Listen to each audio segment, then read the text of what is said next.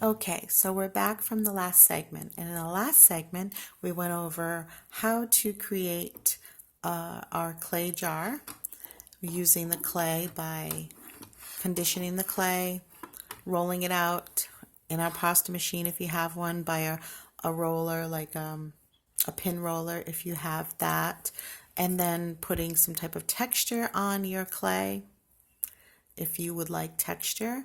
And if you're following this video and this tutorial is, completely how you would like to do this, whatever color clay you're using, of course, is up to you.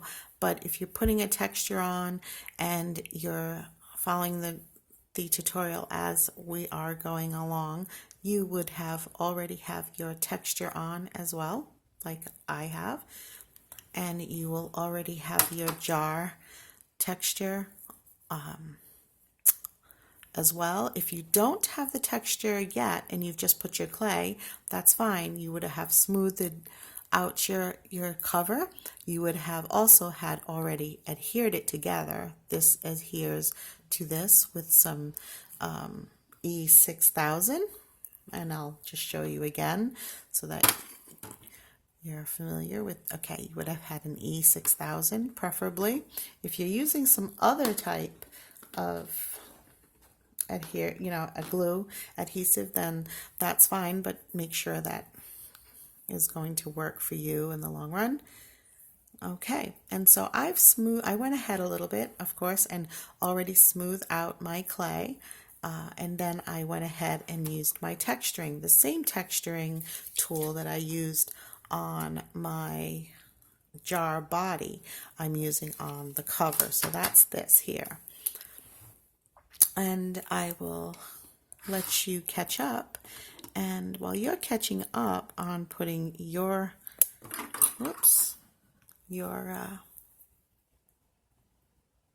clay on and your texture on, I'm going to just check mine for some fingerprints and go ahead and smooth it. Now, if you want to smooth yours, the best way to do that is just gently. I think the easiest way, I don't know if it's the best way, I should say, but I like to just smooth mine and just like a nice going over it and making sure that it is free as much as possible from any fingerprints, handprints, fingerprints, just prints in general. Okay, smooth it. And maybe you don't want any texture on your jar. That's fine too. So that would just mean that you're just waiting for me to go through this motion and you're able to get up and have a quick drink or check on the kids or check on your status on your Instagram, update, take a picture of your product that you're working on, which is your beautiful clay and glass jar.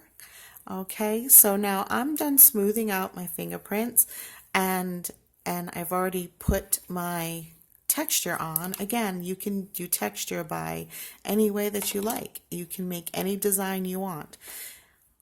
I just happen to have a piece of plastic that I actually had some texture on from the glue gun. So you can also take the time right now and use or gather whatever else you want for your texture.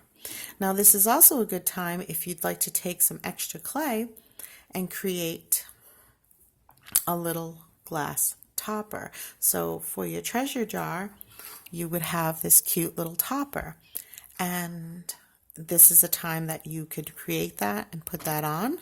And I'm just going to go quickly, and I'm using liquid Sculpey. You don't have to. You can just simply, in all honesty, you can simply just take it and create one and then gently apply it to your cover. But I feel like, to me, if you have the liquid Sculpey, you can use that at this time and just apply your topper there. Make sure it's as centered as you possibly can, or it looks as centered as you possibly can get it. And that's it. At this point, you're now ready to bake your jar. And you would simply bake this at, I would say you would follow the directions on your clay package. However, this is more clay and it's spread out, probably 1 or 2 packages of clay at this size, and it's spread out over a glass jar. And so you want to go lower and make sure your jar doesn't shatter or whatever. So you want to make sure that you're going to try to bake it at 215 to 220 at 15 minutes.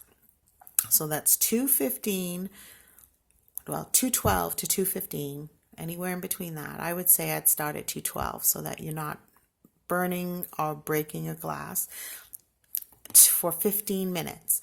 And then take it out, let it cool down, and then feel it to make sure that it has hardened and it's good to go. If it feels still a little soft, you can go another 5 minutes at, say, 215 or 220. And I would only do 5 minutes so that you don't burn it. You do not want to burn it. So because of that, it's probably better for all of us, just because everybody's temperature is different in their oven by calibration. New ovens, old ovens, different climates, different inclinations, geography. So you definitely want to look at 215 for 15 minutes, 212 at 15 minutes, wherever you feel comfortable in there. I'm going to do mine at 215 for 15 minutes, and I'm going to watch it so I know that it's not going to burn. So again, watch it so you know it's not going to burn. And take it out, let it cool down, and feel it. If it feels like it could go a little harder and it's not as hard as you'd like it, go ahead and put it in for another 5 minutes at 215. And you should be all set, as long as your clay is nice and hard. Let it cool down first all the way. All right, so for now, that's all you need to do, and I'll see you in the next segment where we will pick up where we left off after your clay has cooled. See you in the next video.